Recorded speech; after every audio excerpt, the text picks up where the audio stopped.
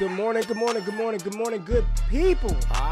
Yeah, you know what it is. Hard worker, scrappy, unfiltered, and sometimes unhinged football content. Hard to explain, but you know it when you see it. Doing it daily our way. I don't know what you're talking about right now. Redraft and Dynasty Fantasy Football, we got you covered. You know their defense is ranked like 31st in the NFL? NFL draft prospects and rookies? Now you know you in the right place for that. Absolutely. All right, then stop saying it.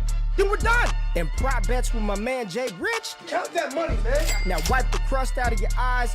Get you a cup of coffee. It's time to wake your ass up with Ray G. You honestly are making absolutely no sense, and you sound silly as hell. Let's go, GMG. Mother effing P. What's cracking with y'all? Happy Friday. Y'all decided to wake y'all asses up with Ray G. I'm in the building. I see y'all in the chat. Talking noise, talking about Ray hungover. Is Ray gonna make it? Is he gonna be here? Hey, I'm in the building, baby. Don't worry about me. I'm in the damn building. We had a time last night. Thank you to each and every individual soul, ear, eye. Man, it was a damn movie. In the first round of the 2024 NFL Draft was insane. 6 quarterbacks. It was looking like receivers weren't going off the board, and then boom, they just started ripping. No running backs, barely any defense. It was a fantasy football dream and a super flex nightmare for most of us. Turn the music off. Shout out to Fizzle Dollars, who also had one of the best tweets of the night. We will get into that in a little bit, but thank you all for being in the building. I see Marlon, Dalton, what's happening with you? Fresh, what's up with you? Ja Webb, Garrison, what's up, baby? Ray already slurring. Get out of here, man. Get the hell out of here. We're good, man. That's what I'm talking about. What's poppin', family? Glad y'all are in the building. We got another dope lineup on tap for y'all tonight. Let's get the greetings and salutations out of the way. Today, what is it? Friday? 6:45 Eastern. Live day 2. We're going all the day 2, round 3 tonight on the channel. Y'all know what it is. Make sure you're there. And then Saturday morning at 11:45 a.m. Eastern Standard Time, so we get to sleep in a little bit. We will be giving you all the reactions, analysis, mock drafts. I mean, the amount of shit that we did last night in the stream was it was wild. It was wild. Mocks and giveaways, different stuff like that. And I think the biggest thing, one of the big things that I want to let y'all know is, like, I got a lot of stuff to give out to y'all. So I got these black boxes that are already packaged up. I'm just so proud. I got this ship station at the house now. So inside of theirs, we got 4 different hats. We got the all-gas DD hat, 2 different trucker hats, another Destination Debbie hat. Giving one of these away every episode of Wake Up. Every single episode. All you got to do is go check out, subscribe, like, give a 5-star rating and review to my new solo show, Hot Takes and Trending Topics. I'll be doing this weekly, multiple times during the weeknight. Just me, on stream, on camera, talking ball, talking sports, bullshitting in the evening time. So all you got to do, Hot Takes and Trending Topics, go subscribe to the podcast feed, leave a 5-star rating and review, and every single Monday we'll pick a winner from the Wake Up stream, and I'm just going to mail you guys a box, man. Just a hat and some other stuff comes in the box. So appreciate the support. JRich, what's happening with you, man? How you doing this morning, bro? I'm good. I thought I wasn't going to make it. You know, Ray, I went to bed last night. It was about 3 a.m. Didn't set an alarm. I said, you know what? If I'm meant to be there, I'll be there. But my body was ready. I am ready for the moment. Last night was so much fun. Thank you to everybody who tuned in. But yeah, Ray, we got to sleep on it a little bit. How many the hot people, takes man? aren't flowing anymore. How many people tuned in? How many people tuned in? in? We had 10K, baby. 10K. 10,000 people, man, across. And the crazy thing is, Jay, we didn't stream to 22 different Twitter accounts. We streamed to 2 places, my Twitter account and YouTube. And I just want to give everybody in the crowd a shout out to that. Best damn community in Dynasty Fantasy Football is right here at DD. This is the place to be. Yeah, we kicked everybody's ass last night, but that's because we got a dope community, and we're going to do it again tonight. So, yep. Jay, where do you even listen, we're going to do a lot of talking tonight, tomorrow, all weekend. I really want to know. Appreciate you, Derek. Appreciate you, Fox, man. I want to know from y'all. How are y'all feeling? How's everybody feeling this morning? Like, for real, we are going to The analysis and the takes are going to be endless. And Jay, we're going to pull up Twitter and just scroll around and see what people are saying. But there's going to be a lot of conversation over the next month about the draft, the picks, the veterans, players who may be traded today, and hopefully we get some news on the show. But Jay, when you woke up this morning or went to bed last night, what was the one thing from the draft you were thinking about as we give the viewers some time to kind of throw some stuff in the chat? I want to know what people are seeing, how y'all are feeling. What's up with everything that we've looked at, all the mocks that we've done, JRich, all the mocks. Crazy Chad Reuter. There's no way 6 quarterbacks are going in the top 15. Shit, they win the top 10, top 12, Jay. Top 12, yeah. Top 12. So what about you, man? What are your feelings this morning from round one? I think it actually has nothing to do with what happened last night. I think it's easy to say the conversation should be Penix, and I would agree. Probably the number one.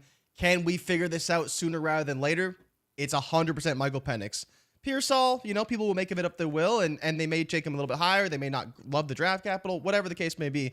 He is a good receiver, and we expect him to be a top 50 pick, so he just got drafted higher than we thought. But, Ray, the actual one for me is I saw a tweet. I think it was from Matt Miller, if I remember correctly. Okay. And it was him saying a scout texted him, the interesting thing about Buffalo trading out of the first round is it gives them, here it is right here. Text from a non-Bills scout, Matt Miller.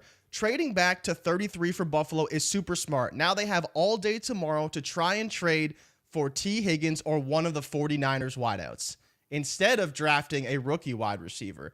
And that, to me, when you talk about fantasy football and what we expect, we know Buffalo has to find a way to add receivers. We thought it'd be through the draft in the first round. They traded back.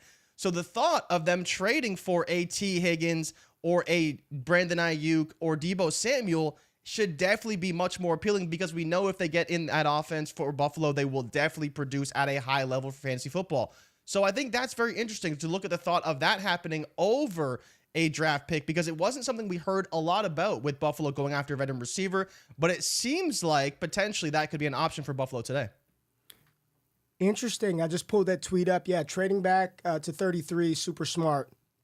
And I heard a lot of chatter this morning that now, and I don't know if this is confirmed or not. I'm reporting and perpetuating fake news here, but that it could be more possible or likely that Deebo is the one moved in San Francisco and not Brandon Ayuk. Is that factual? Is that accurate to some degree?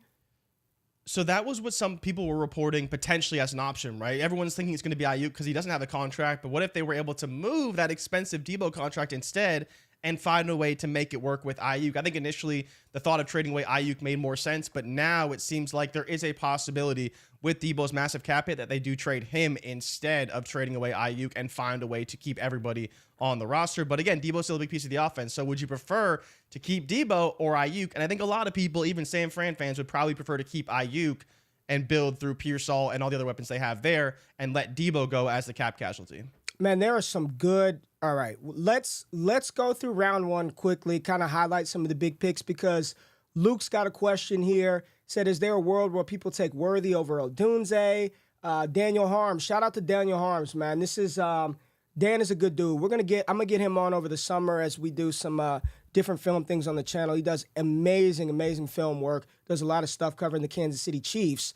He may be more qualified to answer that question than me. But he said Daniel Jones is a winner from last night. We got a lot of, the Bills trading with the Chiefs. That was weird to see the Bills and the Chiefs make a trade. Yes. But let's receiver too at that. Yeah, for a receiver. Let's just go through though, Jay. Let's go through. God, man, I wanted to do this on the stream last night, but there was just too much damn chaos. So we're about to just talk through the draft, first round, and then we're going to tier right now, live on the show. We're going to tier what happened in the first round because I'm seeing everybody put these things out. But let's pull it up, Jay. You got an NFL draft board pulled up. I'm trying to filibuster here so I can pull one up. But let's go through it. At the top of the draft, chalk, right?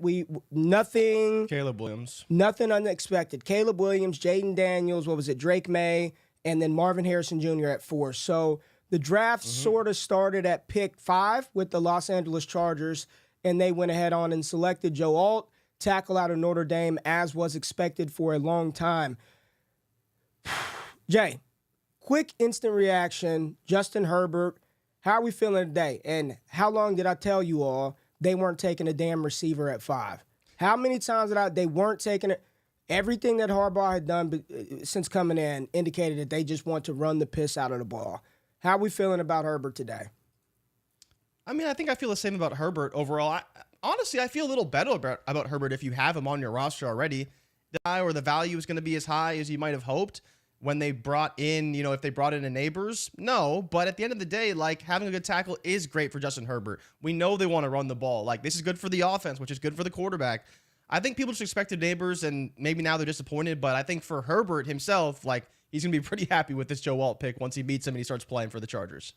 All right, Jay. Malik Neighbors at 6 to the Giants. We like that fit, right? We like the fit of Malik Neighbors in New York. I like it a lot. I think Brian Daboll will have a plan for Malik Neighbors, and he will see a ton of targets. Ray, this is one of the spots we've been looking at for a receiver for a while. Give Daboll an alpha like he had with Diggs, and he was a phenomenal wide receiver for fantasy football. So I think, pending the quarterback, pending the offensive line, Neighbors will be very good for us. It just depends on whether or not Daniel Jones is good enough to support, a high-end wide receiver for fantasy football. And really quickly, to the Joe Alt pick, if and when they select a running back tonight, they do have Gus Edwards on the roster. I think Isaiah Spiller's still there. I'm just naming the players. J.K. Dobbins. Yep. With Rashawn Slater and with the promise that the offensive line showed a couple of years ago and the changes to Harbaugh and Greg Roman coming in, are you feeling, let me just say, in redraft leagues, Best Ball Mania 5 is about to kick off. Make sure y'all use promo code DDD if you want to get in for the last day of the draft giveaways. But are you feeling a little bit better about those dart throw running backs out of Los Angeles, the Gus Edwards of the world that you can get a little bit later in drafts for seasonal leagues, potentially a rookie running back there later down the line? Are you feeling a little bit better about this offense, at least ground game, and what they can bring from a rushing attack? Yeah, absolutely. This is one of those situations kind of like Miami last year, but on a lower level, right? If you're able to find that Raheem Mostert, whoever the lead back is, especially early in the season in these best ball drafts, none of these guys are going to be high draft picks. If Blake Corum goes there, maybe he'll kind of get a little too far over his skis in terms of ADP. But if you get a J.K. Dobbins or a Gus Edwards and this offensive line is even better and the run game is even better than we thought, it could be a very good pick in some of these underdog drafts. I think the only question, Ray, is how far would Blake Corum have to go up draft boards to where you're like, man, this is probably a three-way split, and he's no longer worth the value. But if he goes there or another prominent running back goes there, with Joe Alt being drafted, this offensive line is going to be phenomenal. It's just, can you pick the right running back to lead the pack? But we'll figure it. We'll know. We'll know. Right. Whoever the damn starter is, we'll know. So J.C. Latham went 7 to the Tennessee Titans. Great pick for the Will Levis, for the running backs. Calvin Ridley. Yep, for Calvin Ridley. Just helps improve that offense, and Tennessee desperately needed offensive line help. They addressed it. You knew they were taking a tackle, whether that be Old, Fashanu. They took a tackle. J.C. Latham out of Alabama was the pick. I'm skipping pick number 8 right now, and we're going to jump to Rome Odunze, who went 9th to the Chicago Bears. Again, another pick that was commonly mocked. I didn't personally think that they would take a receiver. I thought they would opt for offensive line. There was a lot of smoke about Byron Murphy, the defensive tackle out of Texas. They went with what a lot of people believe to be just a can't-miss prospect. This is a wide receiver that will not bust. He is just a walking reception, can do it in the red zone, in between the 20s. He can take the top off of a defense, and seems like a phenomenal character-type guy in Rome Odunze. So you pair up Caleb Williams with Rome Odunze. It happened. Minnesota Vikings, they got their guy, J.J. McCarthy. They did not have to take him at 2. They didn't have to trade up into the top 3. They sat back patiently, got him at 10, and they made the swap with the Jets because they were fearful that the Denver Broncos, who inevitably took Bo Nix at 12, as a lot of we kept doing mocks all off season. There's no way they take Bo Nix at 12. Not a chance in hell. No way, no way. Yes, they do. They take Bo Nix at 12. Olu Fashanu goes at 11 to help out Aaron Rodgers. Good for Rodgers, good for Breece Hall, good for the Jets offense. And we didn't have to worry about a first-round wide receiver going to threaten Garrett Wilson, so his target share is safe. But the two players that I do want to spend a little time on, Michael Penix Jr. and Bo Nix. We saw both of these players, Jay, consistently mocked 12, 13, 12, 13, 12, 13. For months on end, it became so chalk that we thought it was BS. Well, they didn't go 12 and 13. They went 8 and 12. Michael Penix went 8. And we talked about, did we not talk about this yesterday morning? We were like, man, it's crazy to see the fall of Penix when after the Texas game in the college football playoffs, just about everybody said there's not a chance in hell he's going to fall past Atlanta at 8. He goes up against that Michigan defense, struggles, doesn't play well. Now he's mocked in the 3rd round in rookie drafts. He's lucky if he'd be a day 2 pick. There's not a shot in hell, JRich, he can go in the 1st round, let alone top 15. Nobody would have believed he would go top 10 going into yesterday. And then, boom, bombshell drops in the draft. The first big bombshell, the Atlanta Falcons go offense again and draft Michael Penix Jr. after just giving Kirk Cousins a massive deal. Kirk Cousins was confused. Looks like damn Arthur Blank didn't know it was the pick. What to make with the Falcons? Jay, I know you're not a big fan of this one, but Michael Penix is a player that people like. Michael Penix is a player that has some hardcore truthers, and we have been dying for a quarterback in Atlanta for God knows how many years to get Kyle Pitts the ball, to get Drake London the ball. Well, now you got 2. You got Kirk Cousins and you got Michael Penix Jr. with this new look offense and Zach Robinson. Jay, what's up, man? So, Ray, yeah, you kind of laid out the case. Is now the big question. Where the hell do you draft him? Is he QB5? Is he QB4? Is he QB3? He was QB3 or QB4 in the draft. And I mean, Drake May he's on the Patriots, so no one wants to draft him anyways. But is he QB3? Like, or do you have to wait a year on him? Do you got to wait 6 games? You got to wait 10 games. This is the argument you and I got into on the show yesterday because you're of the belief that the draft capital matters too much. Not too much as in like, oh yeah, we're putting too much stock into it. It's like, no, my friend. He was the 8th overall pick. If Kirk Cousins, if he slips a little bit, if he throws one bad pass, Michael Penix is in the game because at that draft capital, you have to assume that he will be playing at some point this season. You have to assume that. The question is how long are you willing to wait? And is it a good idea to draft him now at, let's say 107, 108 and wait? Or what does that draft capital look like? Because there has to be a spot where you say, okay, he's probably worth the risk. He may fall for a little bit, but once he starts, we're good to go. He's a top 20 quarterback. He's a top 16 quarterback, whatever that number is. Can't really say the same for Bo Nix, but I'm with you that we have to find that sweet spot. Is it before Ricky Pearsall? Is it before Xavier Worthy? Or is it maybe after those guys who are still first rounders that we still really like in good situations? So Penix is a wild card, 100%. Someone said in the chat earlier, how do we value him and where do you draft him? And I think ultimately, Ray, I'm probably going to land somewhere in the 109, 110 spot because to your point, he will play this year at some point, and when he does, he will have immense value because people are excited to watch him play.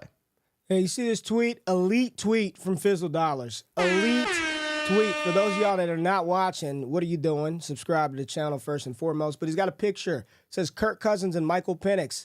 And if you don't know what movie this is from, you're too damn young. This is Any Given Sunday. You got Willie Beeman and you got Cap Rooney right there. This is legitimately do-rag Penix right here on the right and Cap Rooney, Kirk Cousins right there on the left. What a tweet from Fizzle Dollars. What a pull. Here's what I'm going to say, man. Here's what I'll say. I, too, Jay, have and still are recovering from an Achilles tendon tear. All right? I am not the athlete that Kirk Cousins is. And even though he looks like Mr. Coles, that is an NFL quarterback. He is a better athlete than me. I would probably, I don't think that's going out on a limb to say that. Even though I have high confidence in myself, I'm not the athlete that Kirk Cousins is, nor do I have the medical resources, the training, the infrastructure to rehab in the way that he does. But that's a difficult injury to come back on. And I tweeted out a picture of the atrophy in my calf post-Achilles recovery and, looking at Aaron Rodgers in the video of his leg. That's on his lead foot. It's not on his back leg. It's not on his plant foot. I'm just wondering, we're sitting back thinking Atlanta is crazy for doing this. We're not in the building, Jay. I don't know. You don't know. We don't know how Kirk Cousins' recovery is progressing, what they feel about him. I mean, they gave him money, so you got to kind of trust what they've invested, but they spent the 8th overall pick on Michael Penix, right? Think about what they did. They had the option to select J.J. McCarthy. They had the option to select Bo Nix. They had the option to select any other player that they wanted at 8, and they took Michael Penix. And I'm just saying, I'm going to lean back and err on the side of I'm not smarter than Terry Fontenot, or I do not have access to the level of information that they have. But there was a reason why they did that, whether it's a skepticism on how ready Kirk Cousins will be, or if it's just simply they feel that he was that talented that he was worth taking there, the distributor of the ball. It'll be interesting to see how these things play out. It's early. I'm going to reserve judgment on what he will or will not be, when he will or will not play, because we just don't have enough information at this point in time to really give actionable advice to that degree. But I think I am with you. The moment, Jay, he is named the starter, the moment he gets a chance to play, the moment he throws a touchdown pass to Kyle Pitts or an accurate throw to Drake London, the stock will boom. People have been desperately searching for this in this situation for a very long time. Joe's asking, what's the price though? Where are you at right now with the price? That was my whole point, right? Is what is the right price to Joe, wait? not 108. Not 108. Not 108. Not 108, but anything in the second round for sure. If he slips to the second round, I'm all for it. I think he's going to settle in that 10 spot, 9, 10. 9, 10. Well, we got some running backs that could sneak in potentially if people really think he's going to sit. Well, let's do it. I wanted to do it right now. Okay, so let's do this really quickly. I'm just going to go first round. I'm going to go first round. And I think both of us would take him higher, but it comes down to is at the top of the board today. There is some talented receivers in some good spots that maybe we wouldn't take them over them, but I think there's a case to be made that you could. Let's tier it now. Okay, first round. Caleb Williams in, right? Caleb Williams is 100%. in. All right, Caleb Williams. We'll go Jaden Daniels. Drake May. Yeah. We good? You're going to put him Drake in that May? top tier? I'm just saying, we're just going round 1. I'm not even going to tier him right now. Okay. We're just going round 1. Romo Dunze's in round 1. I'm not putting him in any order right now. Where the hell is Marv? Marv is in round 1. Neighbors is in round 1. Worthy to Kansas City. We'll get to that. He's in. Well, let's before we get to where Penix is. Who else did we have go? JJ McCarthy. You got JJ. Yep, JJ. Okay, JJ McCarthy is in round 1. You got so what's Leggett. that? 1, 2, 3, 4, 5, 6, 7. Leggett That's 8. And Pearsall. Leggett and Pearsall. So right now we got, what is this? Is this 8? 2, 4, 6, 8. That's 8. Yeah. 109. Penix, Nix, Bowers, Pearsall. Brian Thomas, round 1. There's BTJ. There's 9. Would you take Brian Thomas over Michael Penix? Well, I'm asking, would you? I don't know, man. I don't know if I would. Bowers is a no for me. No shot. Bowers is a no. We're at 111. I don't care how good. I don't really care how good Bowers is. We're at 111. I don't know if I would take him over Penix. I don't think I could I just want y'all to look at this real quick. I just want y'all to look at what just happened. That's 12 players right there. Just scroll with up. Bowers. Right? Oh, you can't see? Oh, sorry. Just the heads are cut off. Just so people know. Look at that. That's 12 players with no A.D. Mitchell, no running back, no Jonathan Brooks, no Jalen Wright, no Troy Franklin, no Keon Coleman, no Ladd McConkey, no Ricky Pearsall. That's 12 right there. I mean, how do you feel? I mean, we don't expect Bo Nix to be a first rounder, right? Yeah. Well, let's talk about Nix. Talk about Bo. Bo went to Denver. Yeah. Bo went to Denver. He's starting day 1. I think he's starting day 1. He's starting day 1.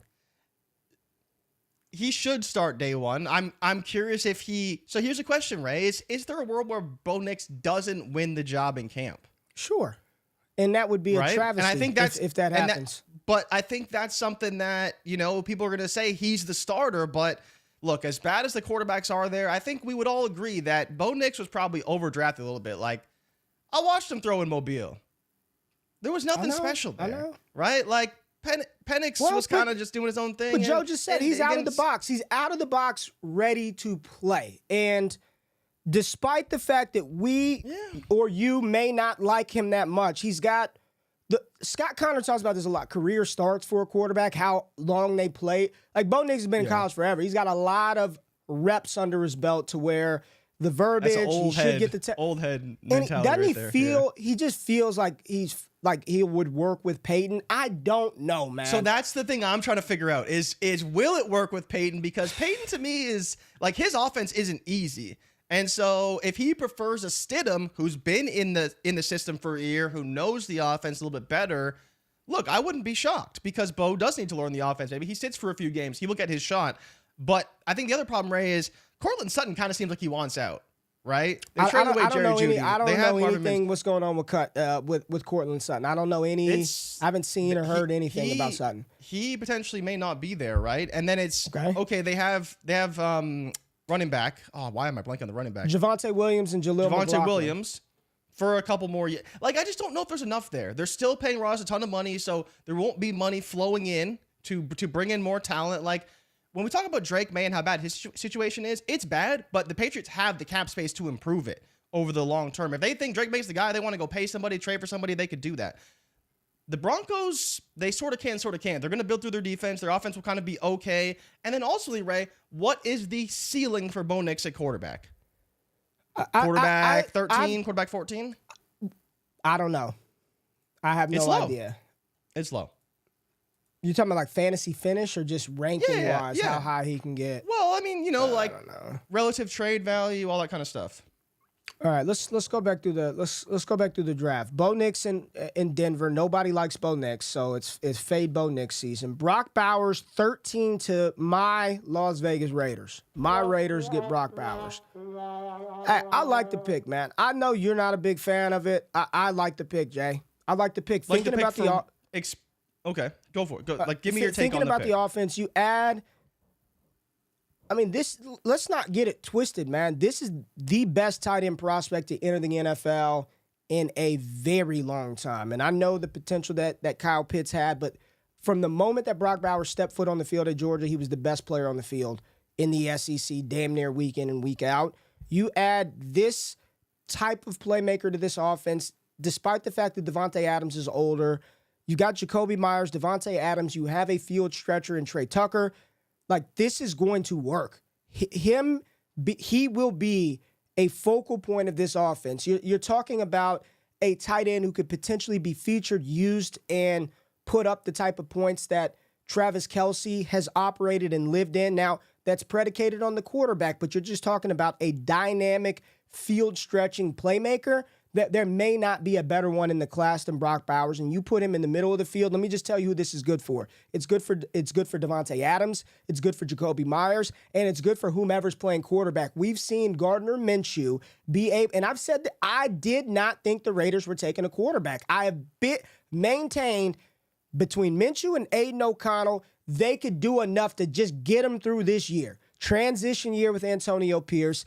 Build up capital, continue to improve that team. They brought in Christian Wilkins to help improve that defensive line with Max Crosby. The defense actually played well towards the end of the season. I like the pick.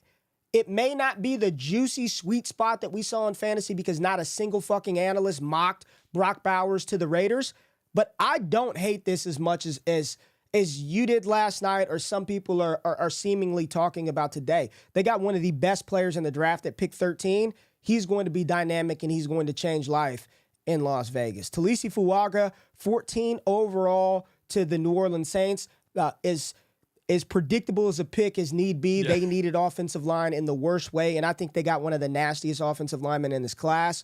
Love the pick for the Saints. Good for the running game. Alvin Kamara, Kendre Miller, and Derek Carr. Latia Latu goes to the Indianapolis Colts. Good pick by them. Byron Murphy solidifying that defensive front for the Seattle Seahawks. Dallas Turner, who was projected at 8, goes 17. What a draft the Vikings got. Moving back and still able to moving up and getting their guy in J.J. McCarthy, and then still being able to take Dallas Turner with a trade up with the Jacksonville Jaguars at 17. Amarius Mims goes to protect Joe Burrow out there in Cincinnati. You get Jared Verse looking to help replace some of the production lost from Aaron Donald up front in Los Angeles. First time they've had a first-round pick since 2016, the Jared Goff class, man. Les Snead, F them picks.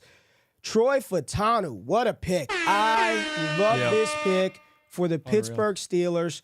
I was very nervous because I was feeling like, man, it was a shot my Dallas Cowboys were going to get Fitanu. Did not happen. The Steelers invested in Broderick Jones out of Georgia last year. Tackle. They invested in a tackle this year. Troy Fitanu, one of the best out of Washington. Do you know what they're going to do in 2024, Jay? Run the piss out of the football. Najee Harris, Jalen Warren, sign me up for both of those guys. Run, run, run, run, run. And when Justin Fields plays, he will run the ball too. The Miami Dolphins, who lost Bradley Chubb and Jalen Phillips, select Chop Robinson, freak edge rusher out of Penn State. Quinyon Mitchell, my God, Jay, falls to the Philadelphia Eagles at 22. Crazy. Wow. What a pick. James Bradbury, Darius Slay, they needed secondary help in the worst way, and I believe they got the best corner in this draft class in Quinyon Mitchell. Brian Thomas Jr. going to play with Trevor Lawrence here at 23. The stud out of LSU, Terrion Arnold, goes to the Detroit Lions in a trade up with the Dallas Cowboys, who moved down in this draft. Jordan Morgan going to protect Jordan Love out in Green Bay. Then we have Graham Barton, another Dallas Cowboy hopeful, going to help Baker Mayfield, Rashad White, and the Tampa Bay Buccaneers. Great pick right there in Graham Barton. You have Darius Robinson, the defensive edge rusher, going to the Arizona Cardinals. And then you had Xavier Worthy, Jay, going to the Kansas City Chiefs, a pick that we had commonly saw mocked, and we'll see if it happens. Kansas City moves up. They get Xavier Worthy. The Dallas Cowboys select Tyler Guyton, the tackle out of Oklahoma. I'm fine with it because the Cowboys got a third-round pick out of the deal. I preferred not Tyler Guyton, but you know what? They needed a tackle. They got an extra third out of it. I'm fine. I'm okay today. I am okay. We've got Nate Wiggins. Yeah. That's what it is. Nate Wiggins, the speedster out of Clemson, goes to the Baltimore Ravens. They needed a cornerback, and he provides speed to that team. Good pick. Ricky Pearsall, Slick Rick, goes to the San Francisco 49ers at pick 31. And Xavier Legette, the big wide receiver out of South Carolina, goes to help out Bryce Young, Deontay Johnson, and company in Carolina at pick 32. JRich, offensive line. Wide receivers going crazy towards the back. We had 4 receivers go off the board from pick 23 through 32. And that was after, we hadn't seen any off the board since Rome Odunze. So after Rome Odunze, you got Brian Thomas as a first-round receiver, X Worthy, Ricky Pearsall, and Xavier Legette. No Ladd McConkey, no Adnan Mitchell, no Troy Franklin, no Roman Wilson. This is what you got in the first round. JRich, so let's go back to our little ranking maker thing. Knowing the rest of the first round, Jay, are there any substitutions that you want to make? Do you want to throw a Pearsall in there in the first round? Do you want to throw, who else? Xavier Legette. Is there any other people? Brian Thomas is already up there. Is anybody else you want to throw in there and replace from this first round? I don't think so. Not yet. For me, it is Bowers though. He's the guy that I don't know where I would take him, and I don't know how to feel about him. If you tell me Debo is gone tomorrow, I'm probably taking Pearsall over Bowers. Right? If you're telling me that Xavier Legette walks into the wide receiver one role in Carolina, straight PPR, right? Because people are hearing this. Oh my God, you can't take. How are you not taking Bowers? Yada yada yada. You're talking just straight PPR. Here's the problem, right? Last year, for all pass catchers for the LA Raiders, 531.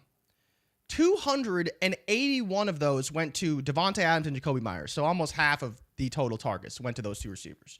54 went to Josh Jacobs. So those can come down when it's Zamir White or whoever's playing running back. Mayer only got 40, and Austin Hooper got 31. So you're looking at probably 60 targets? to 70, 60 to 70 targets for Bowers in year one, probably on the high end, depending on how the split goes, depending on what Mayer does. So there is that, obviously that Kyle Pitts conundrum of where's the volume going to come from? How's he going to succeed with all these players around him? I think it is a bit more of a year two play. Once Adams is gone, oh my God, opens the floodgates for Bowers to absolutely smash.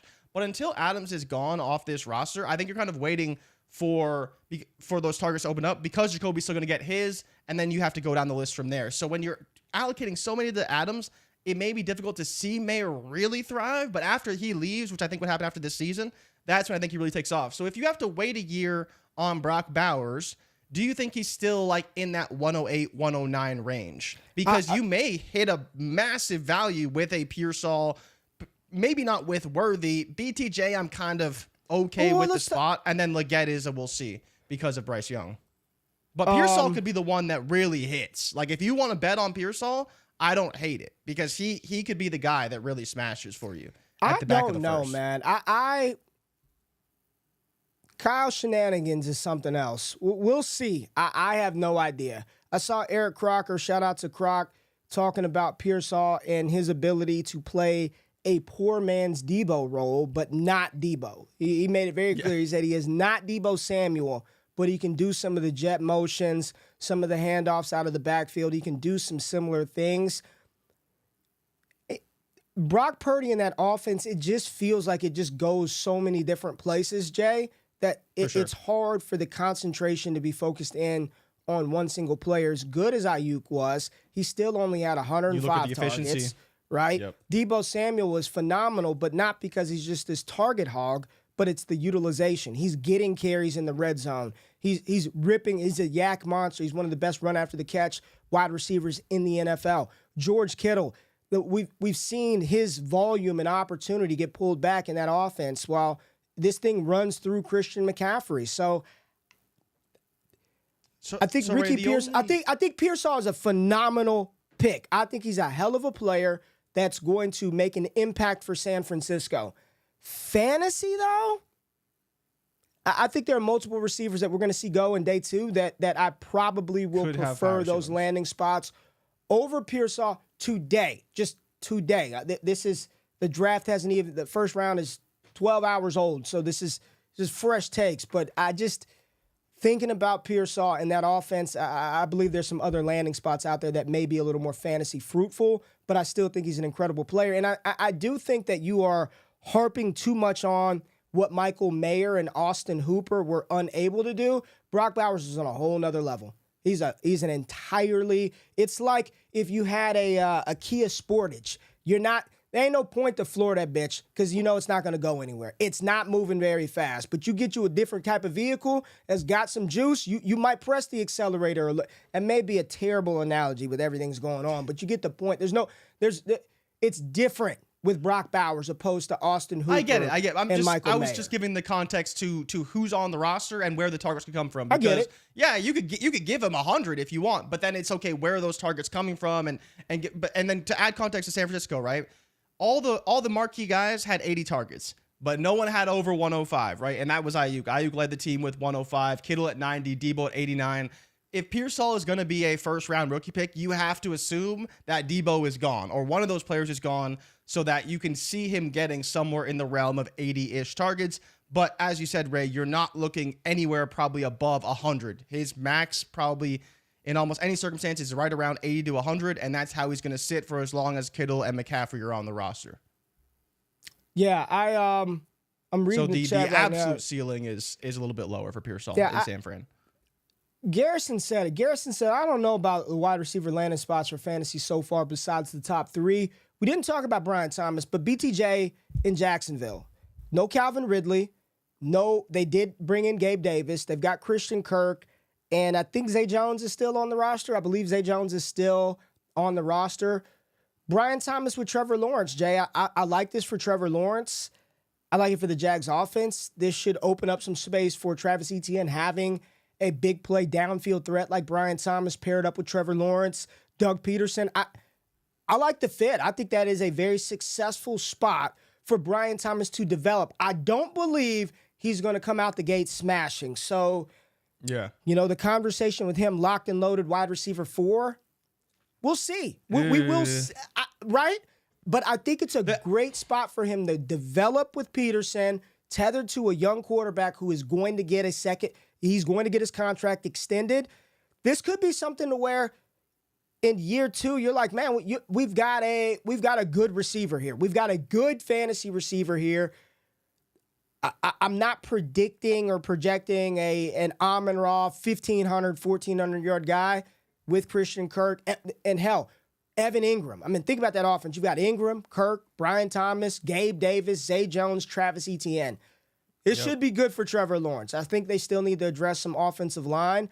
But Brian Thomas in Jacksonville, I like it, Jay. And the pick that we've got to talk about, because it's happened now. It finally has happened. There's no speculation. The Kansas City Chiefs address wide receiver. They go Xavier Worthy. Ray, they do this every year. Feels like they do it every year. Another receiver to Kansas City. This time, the fastest receiver we've ever seen, period. Fastest 40 ever. Playing with Patrick Mahomes, the best quarterback in the NFL. They got Travis Kelce. They got whatever they get out of Rashee Rice. They brought in Hollywood Brown. That's it. The rest of the roster, wide open for Xavier Worthy as a first-round pick, as their top pick, the guy they traded up for. It's interesting, Ray. You know, when they traded away Tyreek Hill and they brought in Sky Moore and Kadarius Toney and all these guys, we talked about the evolution of Tyreek Hill as a pass catcher and how he went from running all these deep routes and stretching the field to this short, intermediate, go-to guy on third downs, get a first down, using his speed. And the only player we've really seen utilized like that in Kansas City was Mecole Hardman. Not with the same level of success, but he did the types of things that we talked about when Tyreek Hill got in that short and intermediate role to complement the deep role, and we've seen Mecole kind of fit in there a little bit.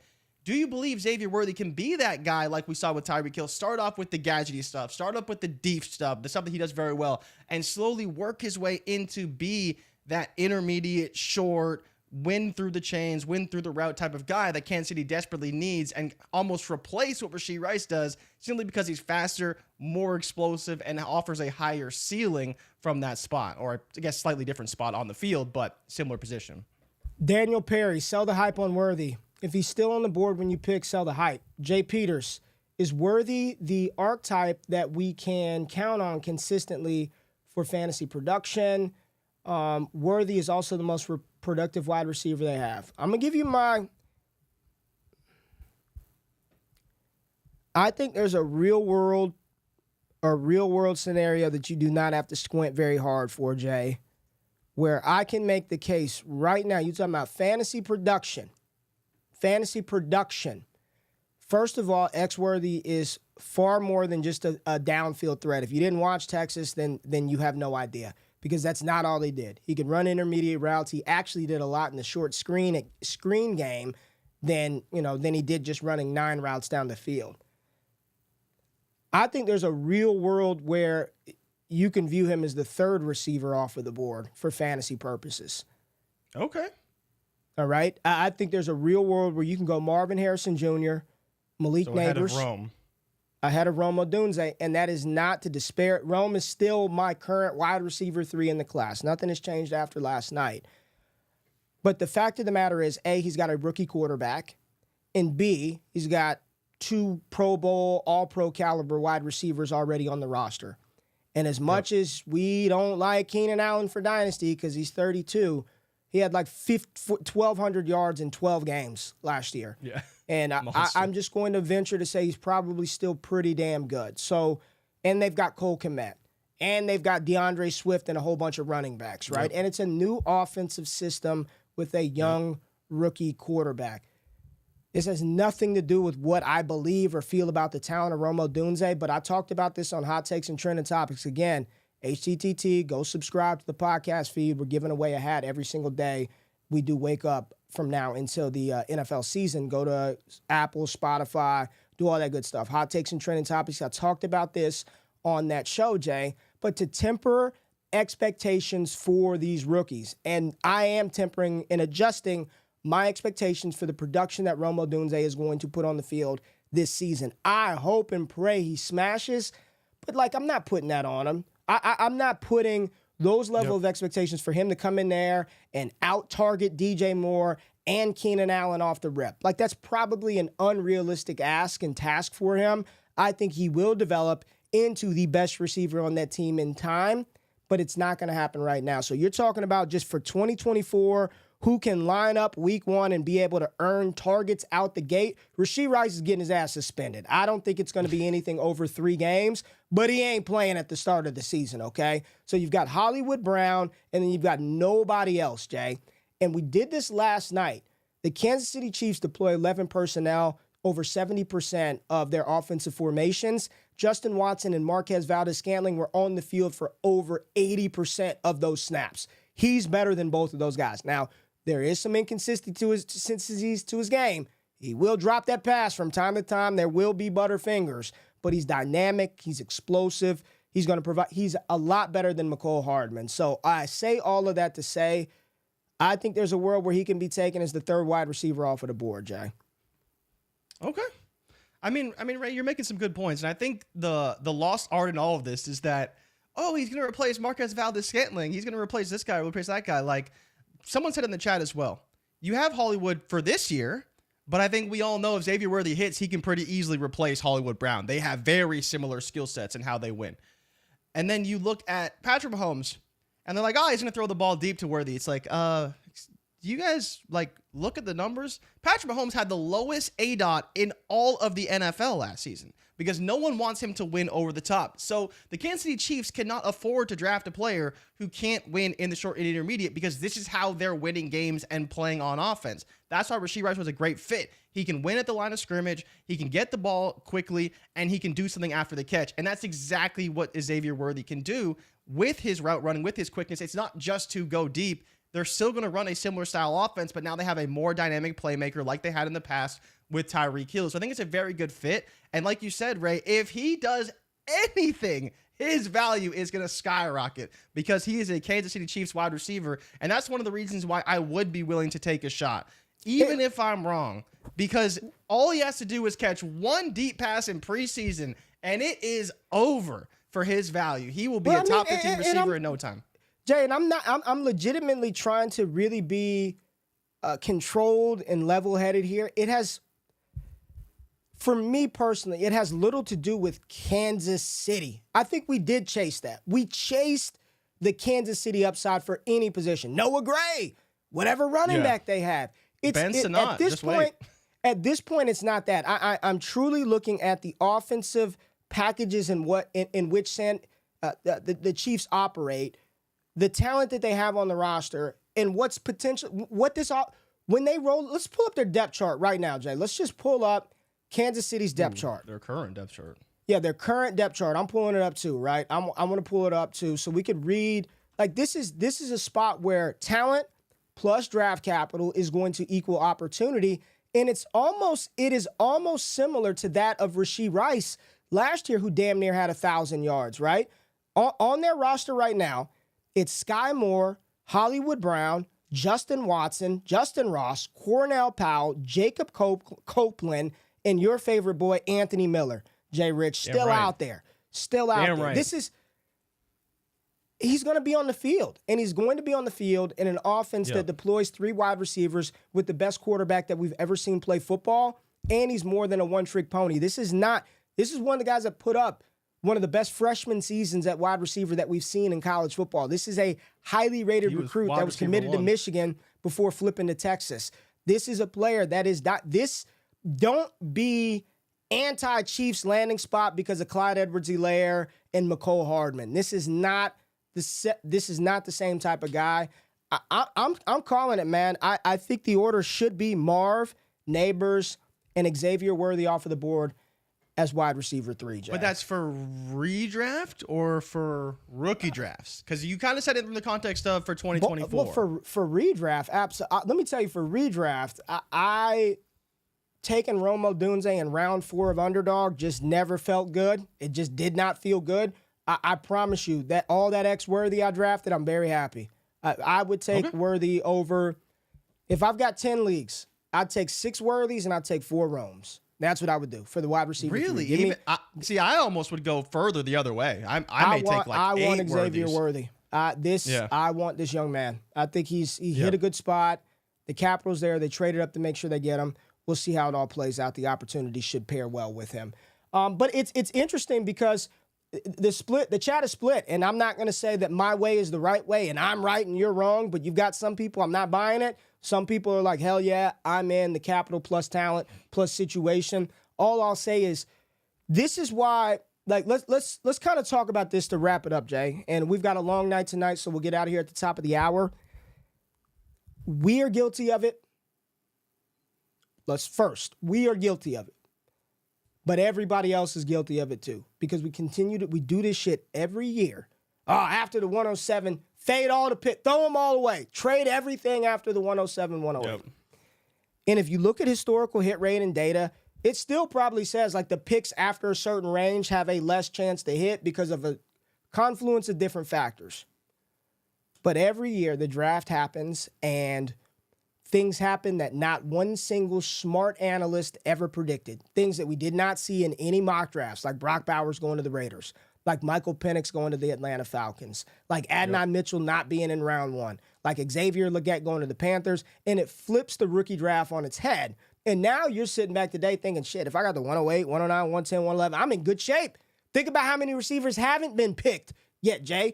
No Keon Coleman, no Adnan Mitchell, no Ladd McConkey. No Roman Wilson. There's still some Buffalo landing spots, the Chargers landing spots. No running backs have been taken. Dallas still needs a guy. There are still players that are going to get picked that is going to increase the value of those back-end firsts. I mean, there's a lot of opportunity to cash out and capitalize in fantasy today. If you have any pick in the first round, I think the top 15 picks. What I said, and that we can pull this, I said top 15 is what you want to be in. Those top 15 picks, I think they're all going to be fantasy gold. And it feels like it now. You got 6 quarterbacks like Bo Nix or not, like Michael Penix or not. You got 6 QBs in round 1. Wow. What a freaking night, Unreal. Jay. 7 wide receivers in round 1? Yep. I mean, come on, and there's more coming, right? Half of the first round was just quarterback, wide receiver, and tight end. There's a lot of receivers. You can't ask for a better fantasy football NFL draft than what? Wasn't no damn Kenny Pickett, one quarterback. It's boring. Ain't nobody getting drafted. You had 6 of them in the top 12 picks, Jay. The first half of the first round was just quarterbacks and receivers and offensive line and O-line. Yep. It's all fantasy good shit. There were very few defensive players taken. Very few. Yep. Everything that happened last night has an impact on fantasy football to some degree. Whether that's the signal caller, whether that's the offensive lineman, or whether that's the receiver. What a night. And I'll just say this. If you thought day 1 was good, the next 2 days will be the best days of the draft. Like, we got the big names out of the way last night, but tonight is going to be chaos. Round 2 and round 3, you're going to get receivers. I think we get running backs off What of the do you board. want to see, Ray? Give me some takes. Fire off some takes here because like you said, we got the second round coming. We know that Buffalo still in the mix. They're right at 33. Patriots could take a receiver. They need one for Drake May, right? So there's some options here. Carolina, they got their receiver already. So, and then I want to see where Ladd McConkey goes now because now you have he's not going to Carolina, which was a spot he was heavily mocked to.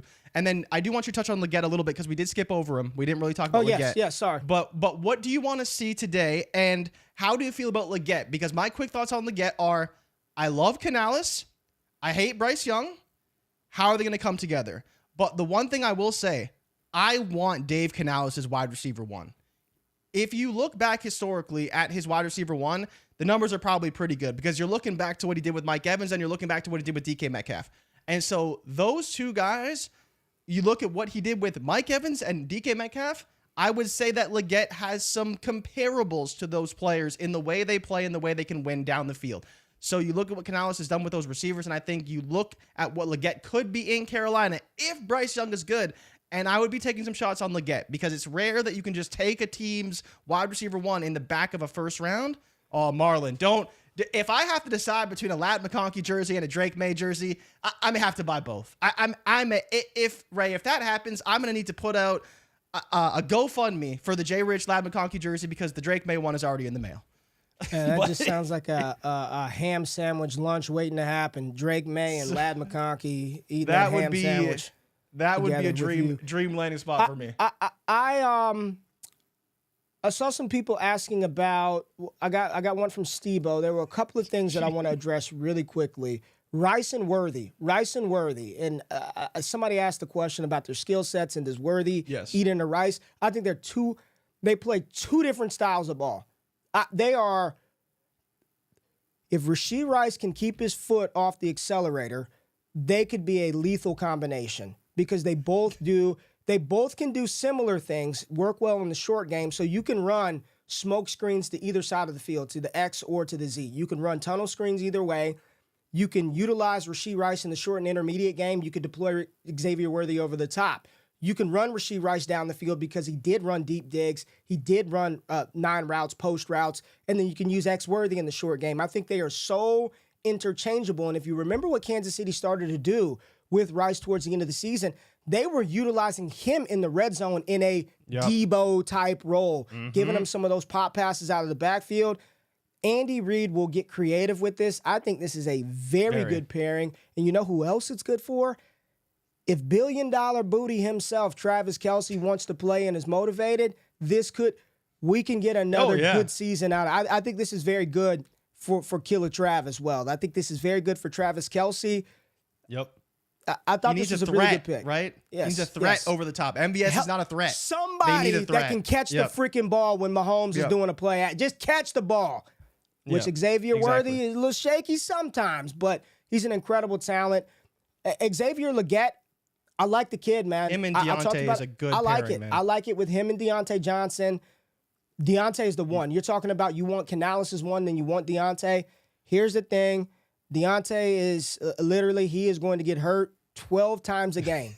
There's no, as true as the sun rises in the morning, he will be hurt. He will get hurt, carted off of the field, and somehow Paul return. Pierce of the NFL. Paul Pierce of the NFL. In the fourth quarter, he will come out of the tunnel to go catch a couple of passes. So we'll see how he develops. He's still raw. But you look at what Canales does, right? You have Evans and Godwin. Both were good. You have DK and Lockett. Both were good. You look at Legette and Deontay, very similar in the way they can be deployed through the system, through the stems, through the routes. So that's why I'm saying, like, yeah, okay, he's not going to be the one in terms of targets, but he'll be the outside guy potentially if they move Deontay inside a little bit more and they work in tandem. I do think it's a great fit overall for Carolina and for Bryce Young. Like, Ray, does this make you want to go and buy some Bryce Young? Now they have Deontay and Xavier Legette. They have Canales. I mean, you should have been getting. It's on him now. You should have been getting some Bryce all off season. When they signed two offensive linemen, when they picked up two offensive linemen, when they made the move to Dave Canales, when they made the move to get Deontay Johnson, your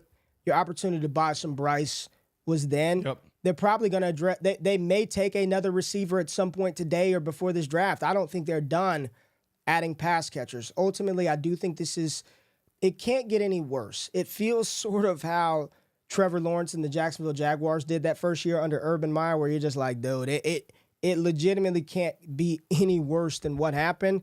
And if it is, then he's just a certified bum and it's a wrap. So I'm going to err on the side that he's a little bit better this year or a lot better this year with Canales and the additions. And I like what they've done this offseason to try to figure out if he could be the guy, Jay. We had a super chat here from @the Dynasty. Appreciate it. Super chat, just messing with you. I'm the one slurring. Live stream was lit last night. Props, fam. Yeah, tonight we're going back again tonight. And people are asking the question, Jay. So there was a giveaway last night. And I'm not going to discuss it because you had to be there in order to know what to do in order to be into that giveaway. But that contest will end. When are we going to end that? At the end of the draft? The end of the draft? Want to wait that long? Sure, that's fine. Yeah, we can wait till the end of the draft. Just wait till the end of that. That way we can let it run and we can timestamp it. But we can do it on Monday. We could do it on Monday. I'll be giving away tickets to an NFL game of the recipient's hometown choice. Now, I ain't flying you nowhere, so you better be able to drive to the location. But yes, I'm giving away a pair of NFL tickets for the 2024 season.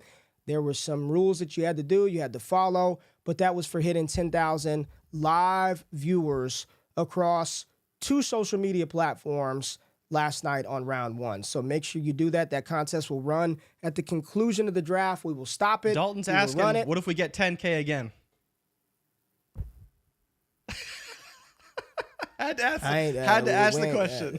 15. We're upping it to 15. Oh, wow. Up in the ante. I woke up and I had one of them alerts from I had one of them alerts from Wells Fargo that said your account is overdrawn you are delinquent, and it is still a little bit to the first of the month. But I am giving away a pair of tickets to an NFL game, and I'm not going to put you in the nosebleeds. I ain't going to put you on the 50, but I ain't going to put you in the nosebleeds, man. We really appreciate the love and support, Jay, man. There's some big-time people out here. There's some phenomenal fantasy football companies, some phenomenal fantasy football people, and they're really talented at what they do. But ain't nobody finna outwork and outgrind us, man. And we've got, I believe, the best community, like for real. Like the chat and Wake Up. I see Dominic, 5058, Garrison, Joe, Sam, the Fox Man, Chris Bell, Mr. Padilla, Eric Bryant. These are people that are here every effing day. We are here all up. We don't take a break. We're here all off season. We wake up every day. We give y'all shows. We give y'all content. And we just do our damn thing with nobody. You know what I'm saying? And Jay, this community is the best. This community is the absolute best. The best. And you see it right here. This was day one. This was day one. We didn't even tweet this out.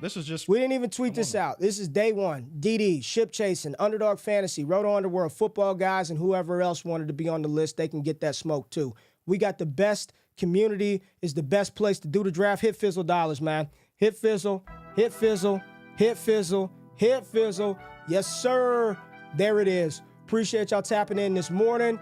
No wake up tomorrow. It is Saturday, but we will be streaming all day 3 of the draft. Make sure y'all tap in tonight. We appreciate y'all. We love y'all. We out. See y'all later.